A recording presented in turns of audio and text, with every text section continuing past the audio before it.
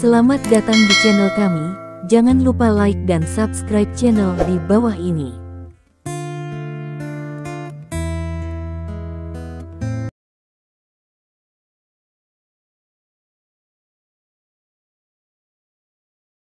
Bab 1791. Seperti yang dipikirkan Stephen, apa yang dia katakan ditransmisikan ke dunia luar melalui kamera yang diatur di tempat kejadian, dan ditransmisikan ke semua orang yang menonton siaran langsung. Banyak orang mengutuk Stephen seperti penonton di tempat kejadian, mengatakan bahwa Stephen meludahkan darah. Namun, banyak juga penonton yang menganggap apa yang dikatakan Stephen itu benar. Negara naga. Brengsek, Liga UK sangat tidak tahu malu. Percuma menang. Sia-sia aku membuka keanggotaan hanya untuk menonton liga mereka, dan aku tidak akan pernah membukanya lagi. Suara mahasiswa yang marah datang dari asrama universitas tertentu. Negara Baskom kaki. Saya mengatakan bahwa kesenjangan antara kinerja Zhao Tuntian sebelum dan sesudah terlalu besar. Ternyata dia dipaksa oleh orang lain. Aliansi UKC melanggar semangat seni bela diri. Jika kata terus berlanjut, kita semua Baiheliu tidak akan menjadi diizinkan untuk bergabung dengan aliansi UKC di masa depan. Seorang master seni bela diri mengatakan demikian. Negeri beruang putih. Hahaha, aliansi UK benar-benar tidak tahu malu, sama seperti negara mereka, saudara-saudara kerajaan naga sangat kuat, meskipun mereka telah memenangkan kemenangan, beritahu saudara-saudara, kami tidak akan melakukan bisnis apapun yang terkait dengan aliansi UK di masa depan. Sudah selesai, kata seorang bos klub di negeri beruang putih kepada bawahannya. Hal-hal seperti ini terjadi di seluruh dunia. Jika hal-hal ini tunggal, hampir tidak akan berdampak pada aliansi UKC, karena aliansi UKC terlalu besar dan memiliki terlalu banyak penonton. Namun, ketika hal-hal ini terjadi satu demi satu, sekecil apapun dampaknya, akan ada reaksi berantai setelah terakumulasi. Kata-kata Stephen adalah untuk rangkaian reaksi berantai ini. Pusat Staples. Stephen dan yang lainnya meninggalkan panggung di tengah kutukan penonton. Scarlett berdiri di auditorium, wajahnya sedikit jelek. Dia juga orang barat dan penggemar Liga UKC, jadi apa yang dikatakan Stephen membuatnya sangat tidak puas. Namun, dia jauh lebih masuk akal daripada orang barat lainnya, dan dia juga memperhatikan perubahan sebelum dan sesudah Zhao Tuntian, jadi dia masih agak setuju dengan apa yang dikatakan Stephen di dalam hatinya. Pengakuan inilah yang membuatnya sangat tidak nyaman. Lihat, Stephen adalah bajingan yang penuh kebohongan. Prajurit naga mengalahkan kita, dan dia masih ingin memfitnah kita. Kamu harus menjauh dari pria seperti itu.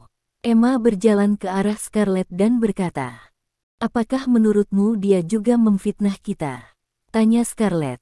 Emma terdiam sesaat, lalu berkata, dia memfitnah kita, pria tak tahu malu. Petik 2. Kamu sudah punya jawaban di hatimu, hei, lupakan saja. Aku tidak ingin berdebat denganmu, lebih baik aku pergi. Kembali bertindak dengan patuh baik. Scarlett menghela nafas, lalu berbalik dan pergi. Emma mengerutkan kening dan tidak berbicara. Di sisi lain, Stephen dan yang lainnya datang ke Longe. Semuanya, baru saja klan naga telah secara resmi mengirim surat penyelidikan ke aliansi UKC mengenai penculikan putri angkat Zhao Tuntian. Pejabat klan naga mendekati ruang tunggu dengan penuh semangat dan berkata kepada semua orang. Aliansi UKC tidak akan mengakuinya, kata Bu Yixian. Tapi ini mewakili sikap klan naga kita, dan aliansi UKC harus memberi kita jawaban, kata pejabat itu. Itu selalu hal yang baik, kata Stephen sambil tersenyum. Sudah banyak orang di internet yang meminta penyelidikan menyeluruh atas masalah ini. Aliansi UKC mungkin tidak dapat menutupi masalah ini, kata pejabat klan naga.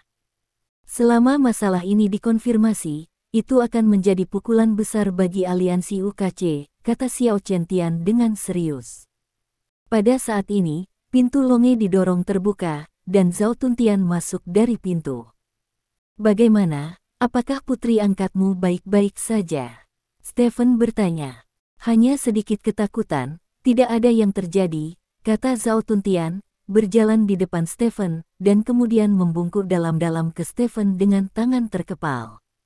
Apa yang kamu lakukan? Stephen dengan cepat mendukung Zhao Tuntian. Ziming, aku tidak pernah berpikir untuk menikah dan memiliki anak dalam hidupku, jadi aku memperlakukan Zhao Ru sebagai putriku sendiri. Jika aku tidak memilikimu dalam masalah hari ini, aku tidak hanya akan kalah dari Fei Te, Zhao Ru tidak akan dapat bertahan. Terima kasih Anda membantu saya menyelamatkan Zhao Ru, dan terima kasih telah menyelamatkan saya. Zhao Tuntian berkata dengan serius. Apakah kamu tidak gila? Orang-orang saya sendiri mengatakan kata-kata sopan seperti itu. Anda dapat mentraktir saya makan malam ketika Anda kembali ke ibu kota kekaisaran. Stephen tersenyum dan menepuk bahu Zhao Tuntian, memberi isyarat kepada Zhao Tuntian untuk bersantai. Bab 1792. Satu hal adalah satu hal. Meskipun kamu dan aku adalah saudara, kita harus mengingat anugerah menyelamatkan hidup kita. Kata Zhao Tuntian. Oke, Zhao Tua. Bukannya kamu tidak tahu siapa yang tahu siapa kamu. Dia tidak suka melihatmu berterima kasih padanya dengan cara yang begitu serius, tetapi itu malah akan diasingkan, kata Xiao Chentian. Oh Xiao benar, jangan bicara tentang kata-kata sopan itu, omong-omong, apakah ledakanmu yang tiba-tiba pada akhirnya karena kamu mengaktifkan mode pemusnahan tulang sang jenderal? Stephen bertanya. Yah. Aku menekannya terlalu lama saat itu, dan aku perlu meledak, tapi aku terluka lagi, jadi aku mengaktifkan mode pemusnahan, kata Zhao Tuntian.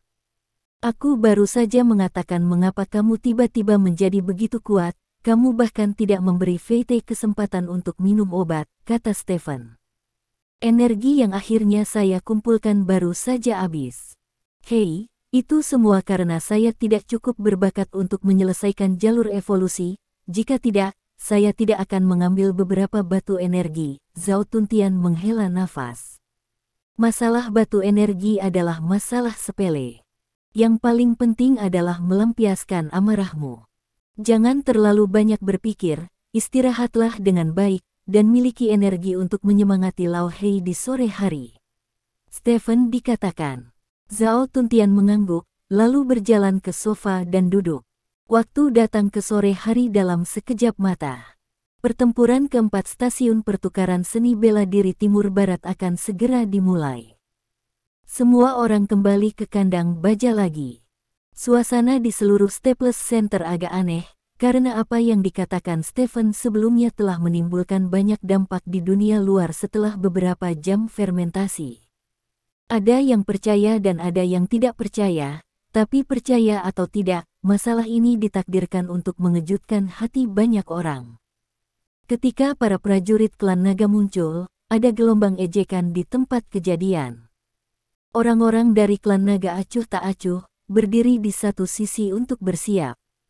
Pria bernama Robi ini memiliki gaya bertarung yang sangat gila, itulah sebabnya dia menyandang gelar Crazy Rabbit. Dia akan melukai lawannya secara serius di hampir setiap pertarungan. Di Liga U, dia pasti akan berada di 5 besar dalam hal kemampuan tempur yang sebenarnya pertandingan Olimpiade terakhir ketika Raf memimpin tim untuk berpartisipasi dalam pertempuran.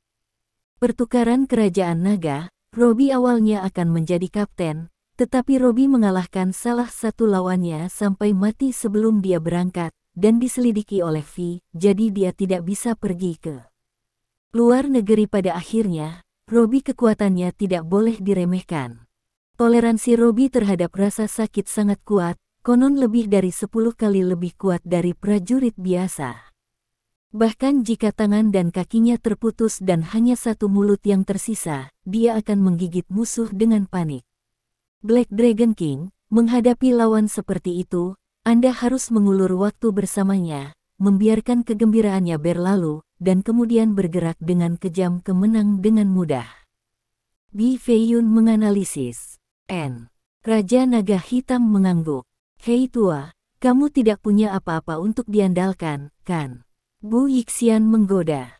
Aku tidak punya anak, tidak ada keterikatan, tidak ada kekhawatiran.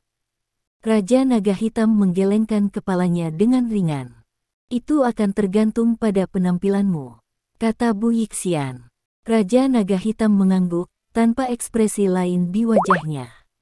Saat ini, pembawa acara Van Gundy masuk ke kandang baja. Pemirsa yang terhormat, ini adalah keempat kalinya kita bertemu. Selamat datang untuk menonton pertempuran pertukaran seniman bela diri Timur Barat ini tepat waktu. Hari ini akan menjadi kontes keempat kita. Dua sisi pertempuran adalah Raja Naga Hitam dari klan Naga dan Tuan Kelinci Robi kami yang gila. Petik 2. Dalam permainan pagi ini, kami difitnah oleh para prajurit Naga tanpa dasar faktual, dan reputasi seluruh aliansi telah sangat terpengaruh. Keadilan dan keadilan.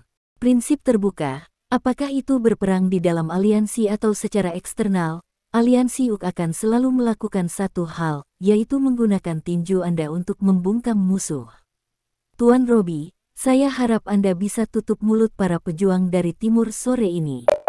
Baiklah, sekarang undang dua kontestan untuk bermain, kata Van Gundy keras. Mengikuti kata-kata Van Gundy, Raja Naga Hitam dan Robi masuk ke kandang baja satu demi satu. Dua orang berdiri saling berhadapan. Robi memiliki ekspresi garang di wajahnya, matanya agak merah, seolah sudah lama tidak tidur, dan rambutnya acak-acakan, seolah sudah lama tidak dirawat. Robi meletakkan tangannya di belakang punggung dan meletakkan wajahnya di depan Raja Naga Hitam. Dia mengangkat hidungnya, dan kemudian berkata, "Aku mencium bau yang sama padamu seperti aku." Hubunganmu yang tampaknya damai menyembunyikan hati yang sangat gelisah. Raja Naga Hitam menatapmu dengan tatapan kosong. Pihak lain berkata, "Kami berbeda." Petik 2. Jangan sembunyikan, indera penciumanku lebih sensitif dari anjing, aku bisa menciumnya. Mengapa aku memilihmu? Karena aku mencium bau yang sama denganku. Kita sama, kita semua suka menyiksa kita. Lawan, tetapi Anda telah belajar untuk menutupi, dan Anda lebih munafik dari saya, kata Robi. Raja Naga Hitam tersenyum bercanda, tetapi tidak berbicara. Sayangnya, jika Anda bertemu orang lain, Anda akan memiliki kesempatan, tetapi kebetulan Anda bertemu dengan saya. Saya lebih kuat dari mereka. Saya akan mematahkan tulang Anda satu persatu dengan tangan saya sendiri, dan mematahkan gigi Anda satu persatu. Satu persatu. Tarik mereka satu persatu, cungkil matamu, dan masukkan ke dalam mulutmu, jie. Robi mengeluarkan tawa yang sangat tajam. Raja Naga Hitam masih berdiri di tempatnya, dengan tangan di belakang, tanpa berbicara atau melakukan apapun. Kedua kontestan sudah siap, dan sekarang aku umumkan bahwa pertarungan antara Raja Naga Hitam dan Robi akan resmi dimulai. Teriak Van Gundy. Begitu Van Gundy selesai berbicara, tubuh Robi tiba-tiba membungkuk, dan seluruh tubuhnya membungkuk menjadi keadaan yang sangat bengkok. Biarkan aku menikmati ratapanmu, kata Robi, dan tiba-tiba bergegas menuju Raja Naga Hitam. Bang bang bang, suara tumpul terdengar. Robi seperti orang gila di jalan, dengan gila-gilaan menuju Raja Naga Hitam. Kecepatan dan kekuatannya adalah yang terbaik, dan postur ofensifnya juga sangat menakutkan. Tidak ada aturan yang harus diikuti dalam tembakannya, dan tidak ada yang disebut gerakan di bawah kakinya. Dia hanya bertarung berdasarkan naluri tubuhnya. Tidak ada ornamen sama sekali. Dia terlihat seperti gangster gila di jalanan. Bab 1793. Sambil berusaha menjauhkan diri dari lawan, Raja Naga Hitam terus memblokir serangan lawan. Yang mengejutkan Raja Naga Hitam, kecepatan dan kekuatan Robi meningkat sedikit demi sedikit saat pertempuran berlangsung. Ini adalah prajurit pertempuran. Apa yang disebut petarung tipe tempur sebenarnya memiliki arti harfiah. Mereka sangat pandai bertarung, dan mudah untuk memasuki kondisi bertarung dengan lebih berani. Pada saat ini, kepalan tangan Robi tiba-tiba muncul dengan aneh di sisi wajah Raja Naga Hitam. Murid Raja Naga Hitam menyusut, dan sebelum dia sempat menghindar, dia dipukul langsung di samping oleh lawan, dan tubuhnya terbang ke samping. Robbie tahu bagaimana memanfaatkan penyakitnya untuk membunuhnya. Ketika Raja Naga Hitam terbang keluar, dia mengejar Raja Naga Hitam. Seluruh tubuhnya menempel pada Raja Naga Hitam seperti plester kulit anjing, dan dia terus menyerang Raja Naga Hitam. Raja Naga Hitam yang dipukuli sudah lelah mengatasi, dan dia dipukul berkali-kali berturut-turut. Mati untukku, kamu tidak layak menjadi jenisku, kamu makhluk rendahan, aku akan mencabik-cabikmu dengan tanganku sendiri. Robbie menyerang seperti orang gila, melolong. Raja Naga Hitam juga terus mundur di bawah serangan Robbie, dan dia terluka dalam waktu singkat. Darah menodai mata Raja Naga Hitam menjadi merah, membuat Raja Naga Hitam terlihat sangat menyebar. Awasi aku menggigit lehermu. Robbie tiba-tiba melemparkan dirinya ke Raja Naga Hitam, memperbaiki tubuh Raja Naga Hitam dengan kedua tangan dan kaki, lalu membuka mulutnya dan menggigit leher Raja Naga Hitam. Metode serangan seperti binatang seperti itu membuat klan naga sulit menerimanya. Meskipun saya telah melihat beberapa video pertarungan Robbie sebelumnya, menonton video dan melihatnya langsung di dunia nyata adalah dua perasaan yang sangat berbeda. Engah. Robbie menggigit giginya di leher Raja Naga Hitam. Darah menyembur keluar dari leher Raja Naga Hitam. Raja Naga Hitam berdiri di tempatnya, seolah ketakutan dengan tindakan lawan. Jie. Tawa aneh keluar dari mulut Robbie, dan darah mengalir ke mulut Robbie, mengeluarkan semburan bau darah. Saat ini, ekspresi Robbie tiba-tiba berubah. Bulu-bulu di sekujur tubuhnya berdiri tiba-tiba, seolah-olah dia telah jatuh ke gudang es, kakinya terasa dingin di kepalanya. Saat berikutnya, Robbie dengan cepat melepaskan mulutnya dan melompat mundur, meninggalkan jarak sekitar 10 meter dari Raja Naga Hitam. Raja Naga Hitam berdiri diam dan tidak mengejar. Sederet bekas gigi muncul di lehernya, dan darah sudah keluar dari bekas gigi itu. Wajah Black Dragon King berlumuran darah, tapi tidak ada ekspresi di wajahnya. Tiba-tiba, fitur wajah Raja Naga Hitam mulai bergerak. Mata bundar Raja Naga Hitam tiba-tiba mulai sedikit menekuk, dan akhirnya berubah menjadi bentuk bulan sabit. Mulut Raja Naga Hitam juga retak sedikit demi sedikit, mulut yang semula normal berubah menjadi busur lingkaran yang sangat berlebihan hanya dalam beberapa detik. Perubahan mata dan mulut membuat wajah Raja Naga Hitam sangat mirip dengan badut pembunuh dalam dongeng badut. Rasa dingin menyelimuti tubuh Robbie. Kepanikan tak terkendali memenuhi otak Robbie seketika. Apa ini yang kamu sebut gila? Tanya Raja Naga Hitam. Mengikuti kata-kata Raja Naga Hitam, niat membunuh yang menakutkan menyerbu Robbie seperti tsunami yang menderu-deru. Robbie hanya merasa dirinya seperti perahu datar di tengah badai, yang bisa dijungkirbalikkan oleh niat membunuh kapan saja. Tanpa ragu, Robbie mengambil pil di sakunya dan melemparkannya ke mulutnya. Saat pil itu masuk ke perutnya, napas Robbie tiba-tiba naik. Aura mengerikan muncul dari tubuh Robbie. Jangan mempermainkanku, tidak ada gunanya, teriak Robbie. Raja Naga Hitam memiringkan kepalanya, menyaksikan dua kata keluar dari mulut Robbie. Berisik. Petik 2. Saat berikutnya, sosok Raja Naga Hitam menghilang. Saat dia muncul lagi, dia sudah sampai di depan Robbie. Tinju dan kaki Raja Naga Hitam menyerang Robbie dengan cara yang tidak teratur, sama seperti Robbie menyerangnya sebelumnya. Robbie, yang menjadi lebih kuat, mencoba bertahan dan melakukan serangan balik, tetapi kali ini, Raja Naga Hitam tampaknya menjadi orang yang berbeda, kecepatannya lebih cepat, kekuatannya lebih kuat, dan gerakan ofensifnya bahkan lebih aneh. Tiba-tiba, Robbie merasakan sakit di lengannya. Dia dengan cepat melihat lengannya, dan Robbie terkejut melihat pemandangan itu. Sebenarnya ada sepotong daging yang hilang dari lengannya. Darah menyembur keluar dari luka itu.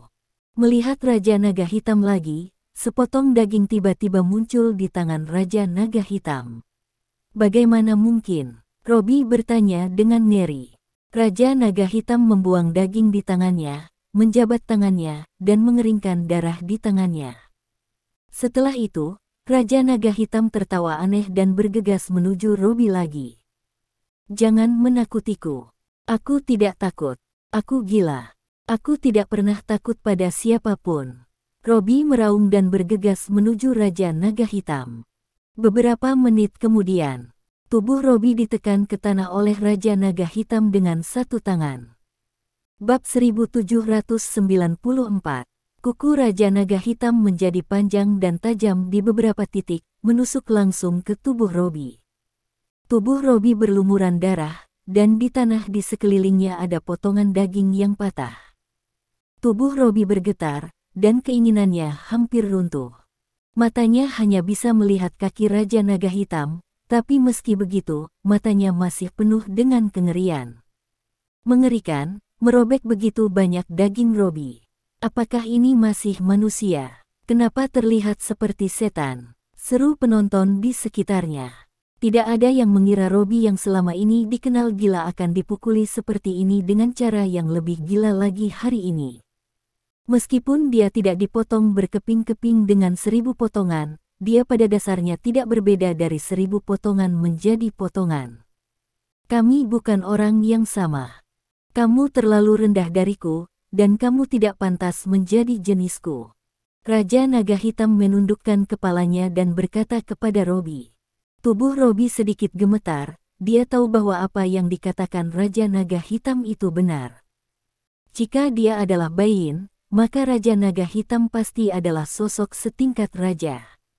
Robi pernah berpikir bahwa setelah meminum jus, dia sudah menjadi orang kuat yang langka di dunia, tetapi ketika dia menghadapi Raja Naga Hitam, dia menyadari betapa naifnya pemikirannya.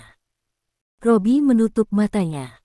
Dia tahu bahwa dalam keadaan Raja Naga Hitam, jika dia tidak dibunuh, maka masalah hari ini tidak akan berakhir. Dia sudah menunggu kematian datang. Namun, pada saat ini, Raja Naga Hitam melepaskannya, berdiri, dan berjalan keluar dari sangkar baja. Mata dan mulut berbentuk bulan sabit dari Raja Naga Hitam juga berangsur-angsur kembali normal. Kenapa kamu tidak membunuhku?" kata Robi dengan suara bergetar. "Aku tidak tertarik membunuh seekor semut." Setelah meninggalkan kalimat seperti itu, Raja Naga Hitam berjalan keluar dari sangkar baja tanpa menoleh ke belakang. Semut, senyum menyedihkan muncul di wajah Robi, dan kemudian kekuatan terakhir di tubuhnya habis, dan bola matanya pingsan. Staf medis di tempat kejadian naik ke panggung lagi, membawa Robi yang hampir kehabisan darah, dan mengirimnya ke rumah sakit. Ada keheningan di Staples Center. Ketika orang melihat daging dan darah di tanah, dan kemudian pada Raja Naga Hitam, semua orang merasa menggigil di hati mereka. Apakah pria tanpa senyum ini adalah yang kedua setelah Stephen di klan naga? Kenapa dia bisa merobek daging orang tanpa mengubah wajahnya? Raja Naga Hitam meninggalkan sangkar baja dan kembali ke anggota klan naga. "Oke, Tua Hitam, aku tidak pernah berpikir bahwa kamu akan mengalahkan lawanmu dengan mudah. Apakah kekuatanmu meningkat baru-baru ini?" tanya Zhao Tuntian. "Ya." Raja Naga Hitam mengangguk tanpa menyangkal sama sekali. "Di level kami, kamu masih bisa meningkatkan kekuatanmu, bakatmu luar biasa," kata Zhao Tuntian dengan emosi. "Bakatmu lebih kuat dari kami semua, tapi kamu jauh lebih sedikit pekerja keras dari kami," kata Raja Naga Hitam. Zhao Tuntian melengkungkan bibirnya dan tidak berkata apa-apa. "Apa yang terjadi dengan keadaanmu barusan?" Stephen bertanya. "Ini adalah bentuk pertempuran yang saya kuasai di medan perang ekstrateritorial. Bentuk pertempuran ini disebut bentuk yang sangat jahat," kata Raja Naga Hitam. "Bentuk yang sangat jahat? Apakah Anda berpetualang di medan perang ekstrateritorial?" Stephen bertanya dengan heran. Raja Naga Hitam mengangguk, tanpa terlalu banyak penjelasan, karena medan perang ekstrateritorial adalah tempat yang sangat ajaib, dan orang-orang sering mendapatkan beberapa peluang khusus di beberapa ranah rahasia medan perang ekstrateritorial. Beberapa peluang ini Anda gunakan pengetahuan kontemporer tidak bisa dijelaskan sama sekali, seperti bentuk yang sangat jahat yang dia kuasai, jadi tidak perlu penjelasan. Bentuk ayam. Hei tua, wujudmu adalah sapi. Zhao Tuntian berkata dengan heran. Raja Naga Hitam menatap Zhao Tuntian dengan dingin, matanya cenderung berubah menjadi bulan sabit. Jika kamu tidak dapat berbicara, jangan katakan itu. Apakah mudah bagi seseorang untuk bertualang? Kamu mengatakan itu. Stephen menegur dengan wajah gelap. Zhao Tuntian mencibir, dan berkata, hanya bercanda. Petik 2. Stephen menoleh untuk melihat Raja Naga Hitam dan berkata, jika saya benar, harus ada syarat untuk membuka formulir ini, bukan? Rangsangan darah dan kemarahan yang ekstrim, kata Raja Naga Hitam. Tidak heran kamu membiarkan dia menggigitmu dengan sengaja sekarang. Zhao Tuntian tiba-tiba menyadari. Saya khawatir kemarahan telah menumpuk sejak pagi ini. Stephen bertanya. Raja Naga Hitam mengangguk. Akumulasi sejak pagi. Apakah itu yang aku lawan? Tanya Zhao Tuntian. Ya. Raja Naga Hitam menjawab dengan singkat. Jadi kamu masih peduli padaku, tua hitam? Kamu pasti marah ketika melihatku dipukuli seperti itu. Kata Zhao Tuntian. Aku marah padamu, kata Raja Naga Hitam. Mengapa? Zhao Tuntian bertanya dengan curiga. Aku marah karena kamu tidak memberitahu kami apapun, dan tidak memperlakukan kami sebagai milikmu, kata Raja Naga Hitam. Ini. Aku tidak akan berani di masa depan. Jangan berubah menjadi mode ayam padaku. Menakutkan memikirkan ayam sebesar itu yang menghadapku. Zhao Tuntian berkata dengan serius. Mata Raja Naga Hitam sekali lagi berubah menjadi bentuk bulan sabit. Oke, mari kita dengar apa yang dikatakan tuan rumah. Stephen menyela komunikasi antara Raja Naga Hitam dan Zhao Tuntian sambil tersenyum. Mata Raja Naga Hitam juga kembali normal. Saat ini, Van Gundy berbicara di atas panggung. Bab 1795. Ini adalah pertarungan milik dua orang gila. Mereka tidak memiliki rutinitas atau gerakan apapun, dan mereka hanya mengandalkan insting fisik mereka untuk bertarung. Saya harus mengatakan bahwa pertarungan ini adalah yang paling menghibur dan paling seru dari yang terakhir. Petik 2. 4 pertempuran. Selamat kepada Tuan Raja Naga Hitam. Tentu saja, Tuan Robi bukan pecundang di mata saya. Dia telah menderita trauma yang begitu berat, tetapi dia tidak pernah menyerah untuk berjuang. Semangat seperti inilah yang perlu dipelajari oleh semua pejuang. Kami memuji Tuan Raja Naga Hitam dan Robi. Sekarang saya nyatakan bahwa pertempuran hari ini telah berakhir, dan besok akan menjadi hari baru dan awal yang baru. Saya harap Tuan Lillard dan Tuan Kevin tidak terpengaruh oleh kemenangan sebelumnya dan kerugian. Saya menggunakan kekuatan penuh saya untuk menghormati aliansi UKC kami. Terima kasih semuanya. Van Gundy banyak bicara dengan mikrofon, dan kemudian membungkuk kepada semua orang. Saya benar-benar tidak dapat menemukan alasan, jadi saya mulai dengan semangat juang. Saya harus mengatakan bahwa profesionalisme tuan rumah ini cukup tinggi. Kata Zhao Tuntian dengan nada mengejek. Ayo pergi, kembali dan istirahat, dan temui pertempuran besok. Kata Bi Feiyun. Semua orang mengangguk, lalu meninggalkan Staples Center bersama Bi Feiyun. Kali ini, Stephen tidak memanggil Scarlett sebagai tameng, dia mengikuti semua orang di dalam mobil dan menuju ke hotel. Stephen sedang duduk di dekat jendela, di luar jendela ada banyak bintang dan garis yang marah, mereka mengutuk dengan keras. Stephen sama sekali tidak mengambil kutukan orang-orang ini, dia memegang ponselnya dan melihat saldo akun di ponselnya dengan gembira. Total saldo akun adalah 7.399.812.983 yuan. Pagi ini, hanya ada lebih dari 4 miliar di akun. Pada sore hari, Stephen terus mengantar Zhao Tuntian untuk menang, dan dengan odd 16, dia langsung menghasilkan lebih dari 4 miliar menjadi 7,3 miliar. Meskipun Stephen tidak dapat melihat wajah orang-orang di perusahaan game itu, dia tahu bahwa mereka pasti memiliki wajah yang buruk. Sementara itu, di ruang pribadi di Staples Center, Brown memegang telepon dengan ekspresi panik di wajahnya. Terdengar kutukan dari sisi lain telepon. "Kamu sampah, informasi palsumu merugikanku lebih dari 7 miliar yuan. Jika bukan karena wajah bosmu, aku akan meminta seseorang membunuhmu sekarang." Saat pertempuran komunikasi akan menghasilkan hasil seperti itu, saya tidak pernah berpikir bahwa Stephen benar-benar dapat menemukan orang-orang saya di kerajaan naga yang besar hari ini. Semua ini adalah tanggung jawab saya, Tuan Morinho. Saya tidak akan menghindari tanggung jawab saya, tetapi tolong percayalah, besok, setidaknya kita bisa memenangkan satu kemenangan. Selama kita memenangkan satu kemenangan, kamu pasti bisa mendapatkan kembali uangmu, kata Brown dengan gugup. Aku akan memberimu satu kesempatan terakhir. Jika kamu tidak dapat membantuku dengan taruhan besar itu besok, bahkan jika bosmu melindungimu, aku akan meminta seseorang memenggal kepalamu dan menggantungnya di markas Liga UKC.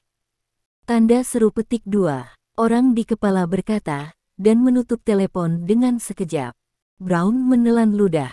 Dia adalah manajemen Liga UKC, tetapi ketika menghadapi Morinho di ujung telepon, dia tidak percaya diri sama sekali. Karena Morinho adalah bos dari Galaxy Gaming Group dan presiden Liga UKC saat ini. Juga salah satu pemegang saham utama aliansi U. Karakter seperti itu bukanlah sesuatu yang bisa dia provokasi. Faktanya, jika hanya lebih dari 7 miliar yuan, Morinho tidak akan begitu marah. Brown tahu bahwa alasan utama mengapa Morinho begitu marah adalah karena dia mendapat informasi yang salah, yang paling tidak bisa diterima oleh Morinho. Tidak peduli apa, saya harus memenangkan pertandingan besok dan menunjukkannya kepada Tuan Morinho. Jika tidak, saya benar-benar akan mati. Brown berpikir dan mulai menghitung. Dalam waktu singkat, rencana jahat ditetaskan. Malam tiba. Stephen meninggalkan hotel sendirian. Dia tidak membiarkan Scarlett bertindak sebagai tamengnya, apalagi menyembunyikan jejaknya, dan keluar dari hotel dengan pukulan keras. Beberapa pasang mata yang tersembunyi dalam kegelapan menatap Stephen setelah Stephen muncul. Stephen mengangkat tangannya untuk menghentikan sebuah mobil, lalu meninggalkan hotel. Setelah itu, beberapa mobil mengikuti mobil Stephen satu persatu. Pada saat yang sama, rumah teh bergaya Tionghoa di kota Huadeng. Anak buah Jimmy sudah membersihkan kedai teh, dan Jimmy duduk di atas meja di tengah kedai teh. Beberapa penyanyi opera mengoceh dan bernyanyi di panggung rumah teh. Jimmy melirik arlojinya dengan ekspresi tidak sabar di wajahnya. Saat ini, sekelompok orang masuk dari luar kedai teh. Orang-orang ini semuanya berkulit hitam. "Hai, Jimmy." Pria kulit hitam tebal pertama menyapa Jimmy. Bab 1796. Houseman. Jimmy mengangguk ke pihak lain, menunjuk ke meja di depannya dan berkata, "Duduk." Pria kulit hitam bernama Houseman duduk di seberang Jimmy, dan beberapa orang yang dia bawa berdiri di depannya. Di belakang dia, pinggang orang-orang itu menonjol, dan mereka semua sepertinya ada hubungannya dengan mereka. "Apakah ada gunanya menemukanku selarut ini?" tanya Houseman. "Tentu saja ada hal-hal yang baik." Jimmy tertawa. "Oh, hal apa yang bagus?" tanya Houseman. "Tunggu sebentar, kamu akan tahu sebentar lagi," kata Jimmy misterius. Meski Houseman sangat penasaran, dia tetap tidak bertanya lagi. Beberapa menit kemudian, seorang pria kulit putih paruh baya gemuk masuk ke kedai teh bersama beberapa orang. "Houseman, kenapa kamu ada di sini?" Pria kulit putih gemuk itu berkata dengan cemberut. "Bob, apa yang kamu lakukan di sini?" Houseman juga mengerutkan kening. Bawahan yang dibawa oleh mereka berdua merentangkan tangan ke pinggang dengan waspada. "Houseman, Bob, santai saja. Aku mengajak kalian berdua kencan, dan ada yang ingin kuberitahukan padamu malam ini," kata Jimmy. "Jimmy, kamu tahu, Aku punya dendam terhadap Negro Hosman itu. Di mana dia? Di situ tidak ada aku. Apakah kamu mempermainkan kami dengan membawa kami berdua? Tanya Bob dengan wajah hitam. Beri aku nyali, dan aku tidak berani mempermainkanmu. Lagi pula, kamu semua adalah pemimpin geng terkenal di kota Huadeng. Aku mengundangmu ke sini hari ini karena ada sesuatu yang sangat penting untuk diberitahukan kepadamu.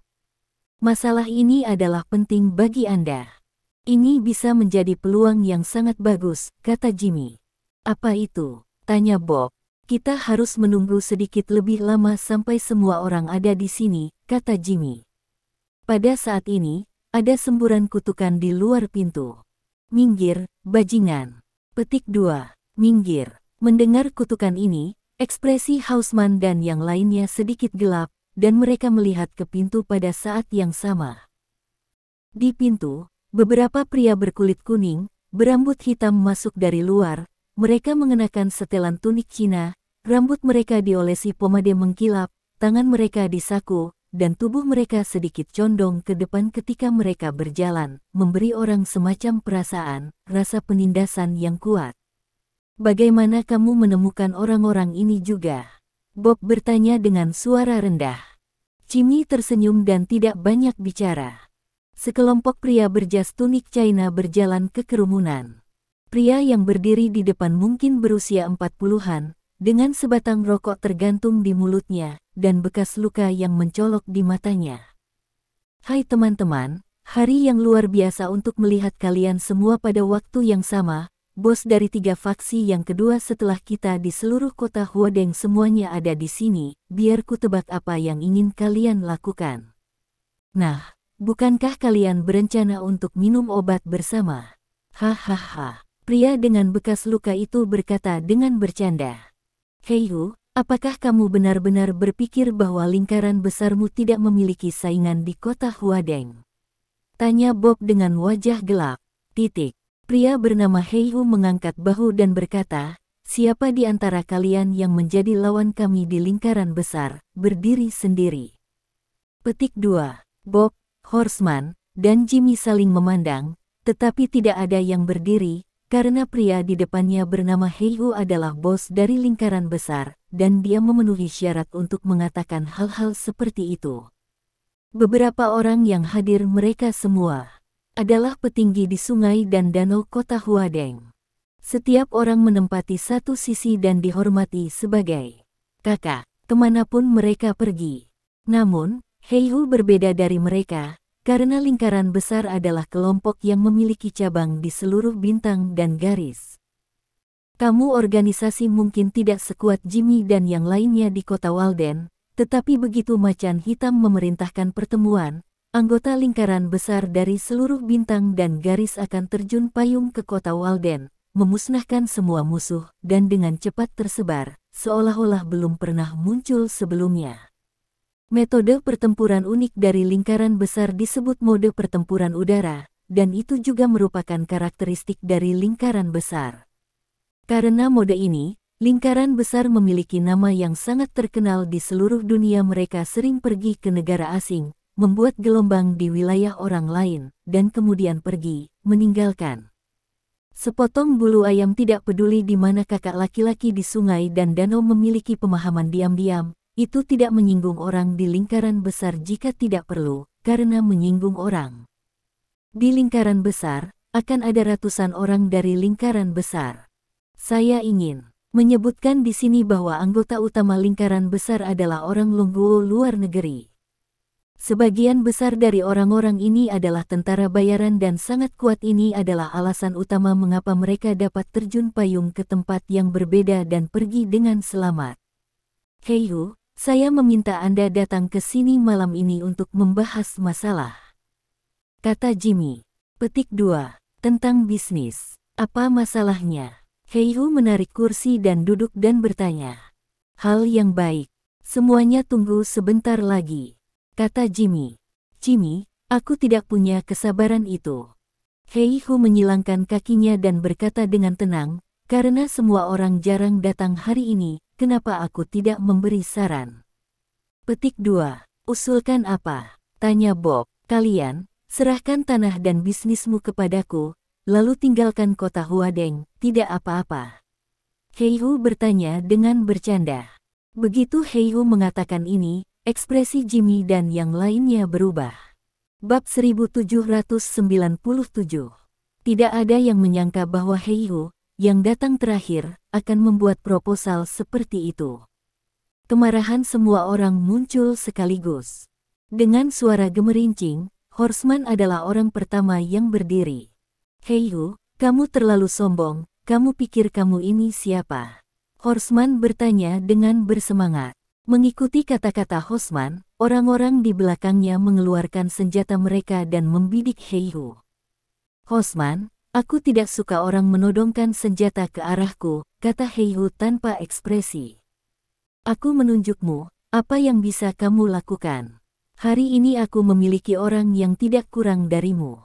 Dan sekarang kamu telah menyinggung kami bertiga secara bersamaan. Jika kamu tidak ingin mati, segera minta maaf dan keluar kota Huaden, kata Horseman.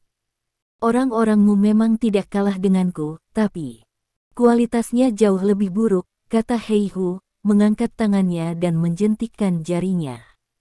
Sesosok muncul dari belakang Heihu, dan langsung membunuh bawahan Horseman. Suara tembakan terdengar, tetapi dengan cepat kembali diam. Sosok itu melewati anak buah Horseman, dan semua anak buah Horseman jatuh ke tanah. Darah mengucur dari leher mereka. Dalam beberapa detik, semua bawahan yang dibawa oleh Horseman terbunuh. Sosok itu datang ke depan Horseman, dan dengan lembut menempelkan belati di tangannya ke leher Horseman. Ini adalah celah di antara kita, Horseman, aku dapat dengan mudah membunuh bawahanmu, bahkan kamu, kata Heihu dengan bangga. Heihu, jika aku tidak membawa orang-orangku yang paling kuat, menurutmu apakah orang-orangmu bisa mengancamku? Horseman berkata dengan gigi terkatup. Jika waktu tidak memungkinkan, saya ingin menunggu bawahan Anda yang kuat di sini, kata pria yang menatap Horseman dengan belati. Heihu, kamu harus berhati-hati saat bercanda. Hari ini aku memanggil semua orang untuk membicarakan banyak hal. Semua orang menganggapku tinggi. Aku tidak membawa terlalu banyak pria. Sekarang, apa yang akan kamu lakukan denganku dengan memainkan game ini? Tanya Jimmy. Tanya dengan wajah muram. Sebenarnya, ketika saya datang ke sini sekarang, saya tidak terlalu memikirkannya, tetapi tiba-tiba saya memikirkan sesuatu. Ini akan menjadi kesempatan bagi lingkaran besar kita untuk mendominasi sungai dan danau di kota Huadeng, jadi saya memutuskan untuk lakukan hal seperti itu untuk sementara. Sedangkan untukmu, bagaimana denganmu? Kalau begitu aku tidak peduli, kalian semua adalah sanderaku sekarang. Jika kamu tidak ingin mati, maka patuhi apa yang aku katakan, kata Heihu.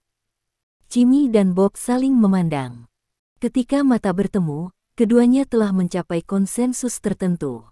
Saya menyarankan Anda untuk tidak impulsif, bawahan saya adalah prajurit suci, kata Heihu.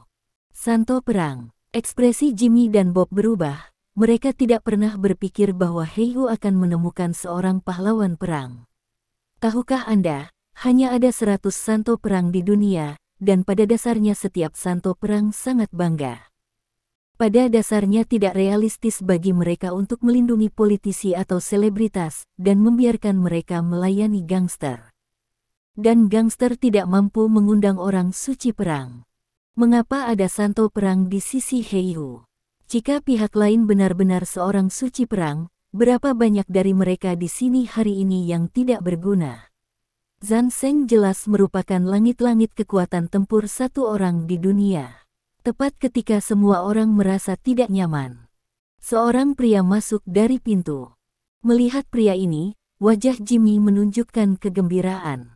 Dia datang tepat waktu. Semua orang melihat orang yang masuk tiba-tiba, tetapi tidak ada yang mengenalinya. Bagi orang Barat, orang Timur pada dasarnya terlihat sama. Tentu saja, bagi orang Timur, orang Barat pada dasarnya terlihat sama. Maaf terlambat, apakah semua orang di sini?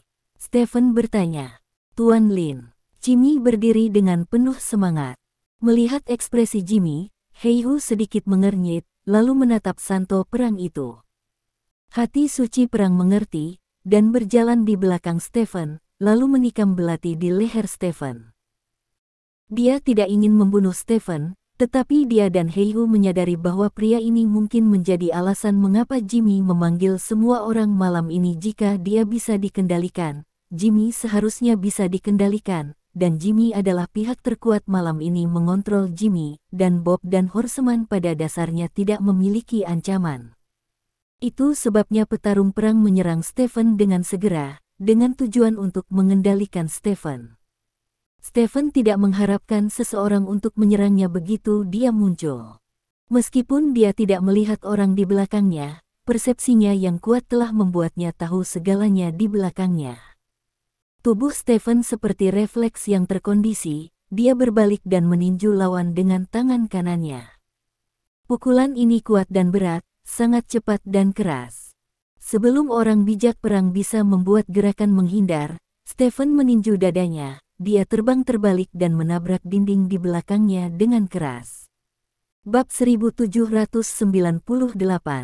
Dinding beton itu langsung dihancurkan, lalu menabrak dinding beton. Dinding beton ini masih dihancurkan, dan kemudian saya mendengar beberapa ledakan teredam, dan semua dinding beton hancur total oleh pertempuran ini. Dalam pandangan semua orang, sebuah lubang berbentuk manusia muncul di dinding. Lubang ini memanjang jauh, jauh sekali, tanpa akhir yang terlihat. Di kedai teh, semua orang tercengang. Di antara mereka, harimau hitam adalah yang paling ditakuti. Bagaimana mungkin? Kata Heihu bersemangat. Ada apa dengan pria itu? Dia menembakku begitu dia muncul. Stephen bertanya dengan cemberut. Tuan Lin, pria itu dari lingkaran besar, dan kita semua disandera oleh lingkaran besar tadi. Ini adalah bos dari lingkaran besar, Heihu. Kata Jimmy sambil menunjuk Heihu. Diculik oleh lingkaran besar. Stephen tercengang. Malam ini, dia meminta Jimmy memanggil berbagai kekuatan untuk membahas masalah ini. Mengapa lingkaran besar datang ke sini untuk menyandera? Apakah orang-orang di lingkaran besar ini sudah gila?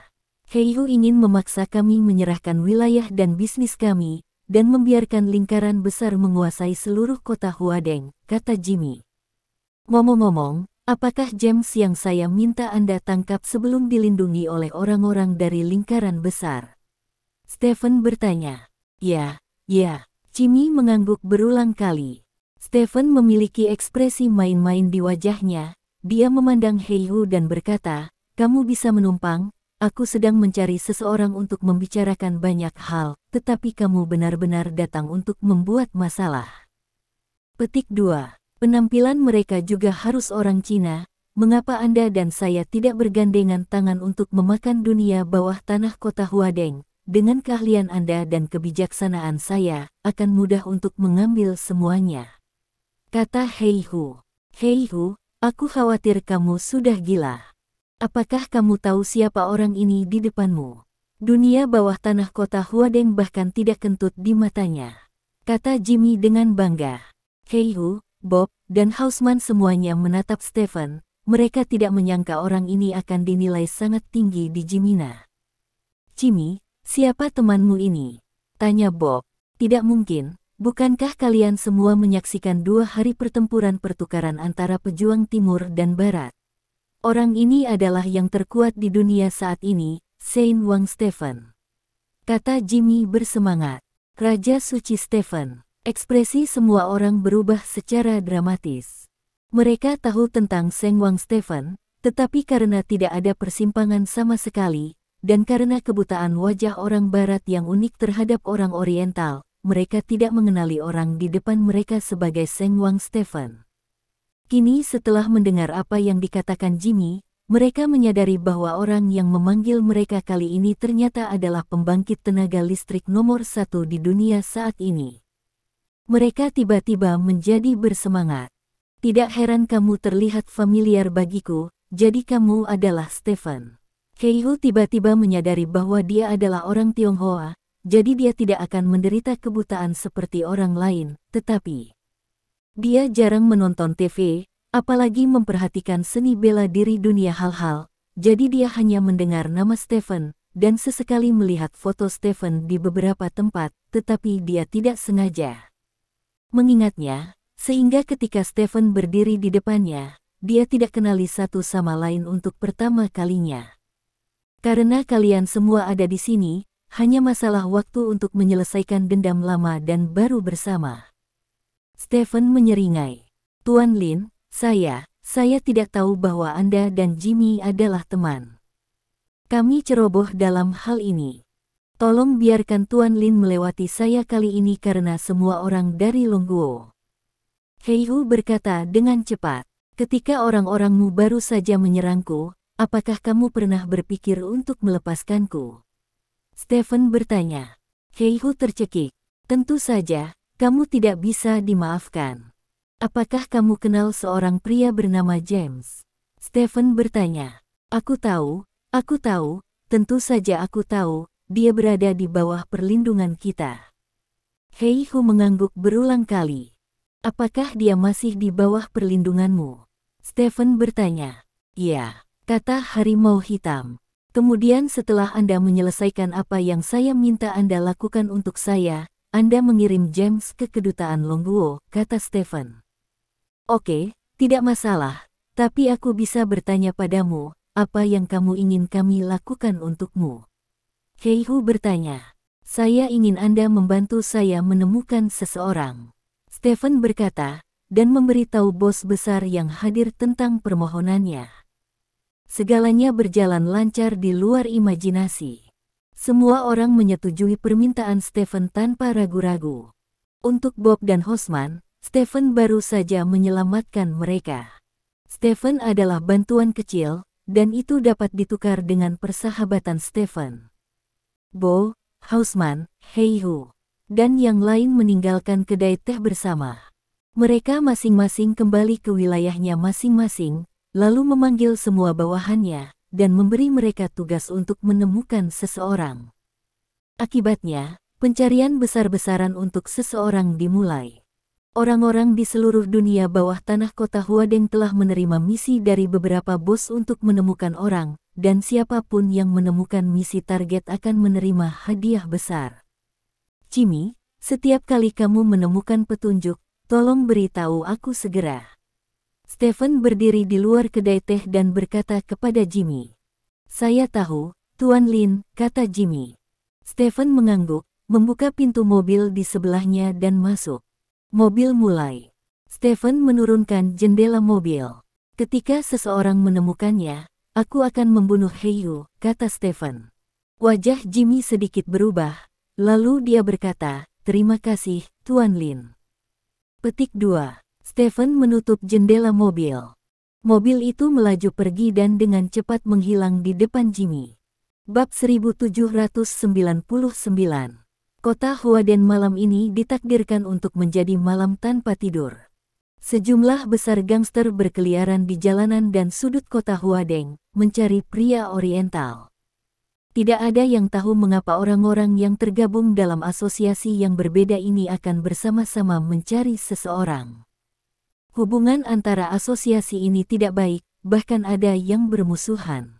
Namun demikian, tujuan mereka malam ini sama. Foto pria Oriental itu pun tersebar ke seluruh kota Walden dalam semalam. Semua orang menjaga penampilan pria Oriental itu dengan kuat di benak mereka, karena semua orang tahu bahwa menemukan pria Oriental itu berarti kemakmuran. Polisi di kota Huadeng terkejut saat mengetahui bahwa hukum dan ketertiban di kota Huadeng sangat baik malam ini. Tidak ada perkelahian dengan senjata, tidak ada perdagangan bubuk beracun, tidak ada perkelahian geng, tidak ada apa-apa. Para gangster berkulit putih, berkulit kuning, berkulit hitam itu semua sibuk mencari seseorang. Namun, setelah satu malam, lelaki Oriental itu masih belum ditemukan. Namun, para gangster tidak putus asa, mereka terus mencari di pagi hari, dan jika mereka tidak dapat menemukan siapapun, mereka bertanya-tanya, mencari petunjuk, memotong dari semua sisi, dan mengupas kepompong. Dalam aksi yang begitu masif, Stephen mengikuti orang-orang dari klan naga datang ke Staples Center untuk ketiga kalinya. Hari ini adalah hari ketiga pertempuran pertukaran prajurit timur dan barat, dan ini juga merupakan hari terakhir dari pertempuran tunggal. Dua orang yang akan tampil hari ini adalah Xiao Chen-Tian dan Stephen. Staples Center hari ini memiliki lebih banyak penonton daripada 2 hari sebelumnya. Banyak penonton yang belum membeli tiket. Mereka tidak tahu bagaimana cara memasuki Staples Center, lalu berdiri di belakang auditorium dan menonton dari kejauhan. Kelihatannya sangat banyak seperti cara kami menyelinap ke bioskop untuk menonton film saat kami masih muda. Bagaimana statusnya? Stephen bertanya pada Xiao Chen-Tian. Bagus sekali, aku tidur sangat nyenyak tadi malam, dan aku merasa sangat baik hari ini. Bagaimana denganmu? Xiao Chen-Tian bertanya. Aku juga merasa baik, kata Stephen. Setelah pertarungan hari ini, jika kalian berdua bisa menang, pada dasarnya tujuan pertukaran kita telah tercapai. Adapun perkelahian besok, jika Lillard dan Kevin bisa terluka parah hari ini, maka perkelahian besok pada dasarnya tidak perlu bertengkar, dan beberapa orang yang telah bertarung dalam aliansi UKC pada dasarnya tidak memiliki efektivitas tempur, dan mereka mungkin tidak bermain besok, kata Bi Feiyun. Chen-Tian dan Stephen baik-baik saja, kata Zhao Tuntian sambil tersenyum. Semua orang mengangguk setuju. Xiao Chen-Tian dan Stephen selalu menjadi dua kekuatan terkuat di klan naga. Sebelum Stephen muncul, Xiao Chen-Tian adalah sosok setinggi langit di dunia seni bela diri. Meskipun Stephen ada di sini, kekuatan Xiao Chen-Tian masih menjadi yang teratas di klan naga. Jadi kepercayaan semua orang pada kedua orang ini masih sangat kuat. Stephen menggerakkan tangan dan kakinya, dan melirik orang-orang di aliansi UKC.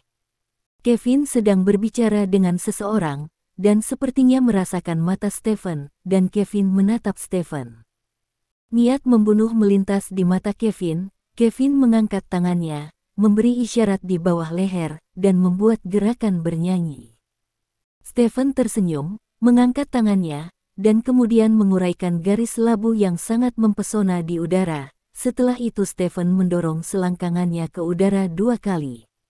Melihat adegan ini, wajah Kevin tenggelam. Tindakan Stephen agak samar, tapi dia memahaminya. Garis labu yang menggairahkan mewakili tubuh Scarlet, dan untuk 2 selangkangan di belakang, itu secara alami mewakili dampak dari elang besar. Stephen memamerkan kepadanya bahwa elang besarnya telah mengenai Scarlet. Kevin mengepalkan tinjunya, dia harus membuat Stephen terlihat baik hari ini. Brown berdiri di samping Kevin, dengan telepon di tangan. Tuan Morinho, jangan khawatir, kami pasti akan memenangkan 2 pertandingan hari ini, dan Anda dapat menawarkan peluang tinggi untuk memikat kami pasti akan memberi Anda banyak uang. Kata Brown berbisik. Maka aku akan mempercayaimu untuk terakhir kalinya. Jika kamu tidak menang hari ini, maka kamu bisa mati. Kata orang di ujung telepon. Tidak akan ada masalah, saya siap sepenuhnya. Kata Brown. Ujung telepon yang lain berdengung, lalu menutup telepon. Di sisi lain, Stephen juga memulai perjalanan pejantannya. Dalam 4 pertempuran terakhir, Stephen telah bertabur masing-masing, dan kepala sekolah dari 500 juta menjadi lebih dari 7 miliar hari ini, dia masih ingin belajar. Di game pertama, Xiao Chen-Tian bermain melawan Lillard. Peluang Xiao Chen-Tian mencapai 198. Secara harfiah, kemungkinannya tidak tinggi, tetapi jika digabungkan dengan kekuatan Xiao Chen-Tian, kemungkinannya sangat tinggi. Xiao Chen-Tian selalu menjadi langit-langit kekuatan tempur. Perusahaan game barat tidak mungkin tidak mengetahui hal ini, tetapi meskipun demikian, mereka masih menawarkan peluang 198. Ini hanya menunjukkan satu masalah, Galaxy Gaming ingin memikat pesanan. Mereka memikat orang untuk bertaruh pada kemenangan Xiao Chen-Tian dengan menawarkan peluang terlalu tinggi kepada Xiao Chen-Tian. Bab 1800. Stephen yakin akan ada banyak orang yang bertaruh pada kemenangan Xiao Chen-Tian hari ini, Jika Xiao Chen benar-benar menang, Galaxy Gaming Company pasti akan kehilangan banyak uang. Namun, Galaxy Gaming Company bukanlah perusahaan amal, dan tidak mungkin baginya untuk mendistribusikan keuntungan sebesar itu kepada orang-orang tanpa alasan. Jika mereka berani memikat pesanan, itu membuktikan bahwa mereka yakin akan pertempuran ini. Stephen mengerutkan kening. Apakah ada cara mereka bisa membuat Xiao Chen kalah? Saat ini, pembawa acara Van Gundy masuk ke kandang baja. Tuan rumah ini, yang telah memimpin 4 pertempuran berturut-turut dan membuat semua orang di klan naga sangat jijik, memulai penampilannya lagi. Teman-teman hadirin yang terhormat, terima kasih telah datang ke sini hari ini untuk menyaksikan hari ketiga pertempuran pertukaran prajurit Timur Barat. Ada 2 pertempuran hari ini. Seperti sebelumnya, prajurit dalam 2 pertempuran ini adalah Tuan Kevin dan Lillard. Tuan Xiao Chen dan Tuan Stephen, seperti yang kita semua tahu, Tuan Xiao Chen dan Tuan Stephen selalu menjadi 2 prajurit naga terkuat, dan Tuan Stephen adalah satu-satunya Raja Suci di dunia saat ini. Jika Mer Kevin dan Mer Lillard kita bisa menang, maka kita akan malu. Kedua pertempuran ini tentang kemuliaan, di sini saya harap semua orang mendapat manfaat untuk Mer Kevin kami. Ayo, Merlet. Saya berharap mereka dapat menunjukkan kekuatan mereka dan kalahkan lawan mereka. Teriak Van Gundy. Ada ledakan sorakan di tempat kejadian. Yah, mereka sudah kalah 4 pertandingan. Bahkan jika mereka memenangkan 3 pertandingan berikutnya, maka kita akan memenangkan mereka 4 lawan 3. Dia mengatakan itu, seolah-olah kita kehilangan seluruh permainan setelah kalah 1 pertandingan. Anjing ini sangat bagus saat berbicara, kata Zhao Tuntian tidak puas. Apakah tidak cukup membiarkan mereka tidak memenangkan permainan? Mari kita gunakan kekuatan kita untuk menyingkirkan semua lonceng dan peluit, Stephen tersenyum. Sial, kata Zhao Tuntian. Saat ini, suara Van Gundy terdengar lagi. Selanjutnya, kami akan mengundang 2 prajurit dari pertempuran pertama hari ini. Mereka adalah Xiao Chen dari klan naga, dan Lillard dari aliansi UKC. Semua orang bertepuk tangan. Teriak Van Gundy. Aku pergi. Xiao Chen berjalan maju setelah meninggalkan kalimat seperti itu. Chen, jangan biarkan mereka hidup. Teriak Zhao Tuntian dengan keras. Xiao Chen tidak menanggapi, dan berjalan lurus ke depan. Segera, keduanya berjalan ke kandang baja. Keduanya berdiri saling berhadapan. Xiao Chen mengenakan kemeja hijau, dengan punggung lurus. Dia adalah seniman bela diri yang sangat tradisional, dan dia juga sangat baik. Tidak ada tawa dan omelan Zhao Tuntian, tidak ada kekejaman Raja Naga Hitam, dan tidak ada kesombongan Stephen, sama seperti pekerja kantoran. Berdiri di depan Xiao Chen, Lillard tampak serius dan tenang. Dia tidak berbicara sampah, juga tidak menggoda penonton, seperti Xiao Chen. Dia sepertinya menunggu jam kerja. Tidak heran jika nama panggilan Lillard adalah Tuan Serius. Dia cukup serius. Dia sangat cocok dengan Lao Xiao. Tak satu pun dari mereka adalah orang yang banyak bicara, kata Zhao Tuntian. Pria bernama Lillard ini adalah pekerja keras di Liga UKC. Dia bertarung di setiap pertempuran dengan hati-hati, dan dia melakukan segalanya sampai titik tertentu. Sampai sekarang, dia tidak kehilangan 1 nyawa pun, kata Bi Feiyun. Dalam aliansi seperti U, banyak orang kuat yang nyawanya ada di tangan mereka, karena proses pertarungan tidak dapat sepenuhnya dikendalikan, dan kesalahan dapat membunuh orang, dan beberapa orang brutal menggunakan nama pertempuran. Datang untuk membunuh, untuk memuaskan keinginan mesum tertentu di dalam hati, jadi sangat jarang seseorang setingkat Lillard yang belum membunuh siapapun. Evaluasi angin Lillard tidak buruk, kata Stephen. Tidak semua orang yang mewakili aliansi UK adalah penjahat. Lillard ini selalu memiliki reputasi yang baik di UK, dan dikatakan bahwa dia belajar seni bela diri di Kerajaan Naga sebelumnya, dan dia menghormati seni bela diri Kerajaan Naga.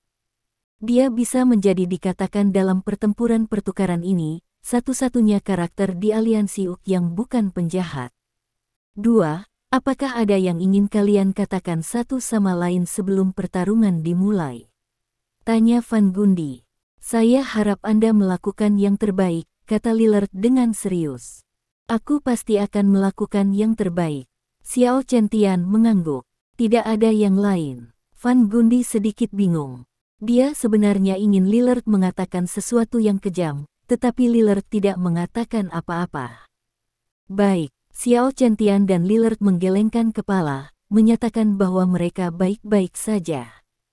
Ingin mengatakan, karena tidak ada yang perlu dikatakan, saya nyatakan bahwa pertempuran hari ini hanyalah permulaan.